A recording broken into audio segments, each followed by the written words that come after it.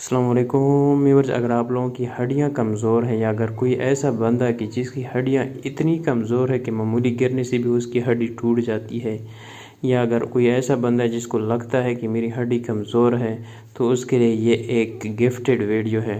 क्योंकि इसमें जो मैं टेबलेट्स बताने वाला हूँ वो ख़ास हड्डी की मजबूती के लिए है और इस टेबलेट को प्रेगनेंसी में भी इस्तेमाल किया जा सकता है, लेकिन इसका तरीका इस्तेमाल बहुत ज़्यादा ज़रूरी है।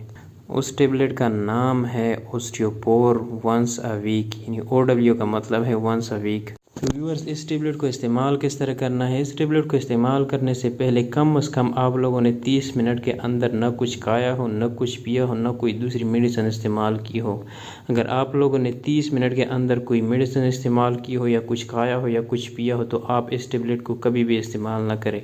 30 मिनट तक इंतज़ार करें, उसके बाद आप लोगों ने इस टेबलेट को एक टेबलेट को फुल ग्लास ऑफ वाटर के साथ खा लेनी है।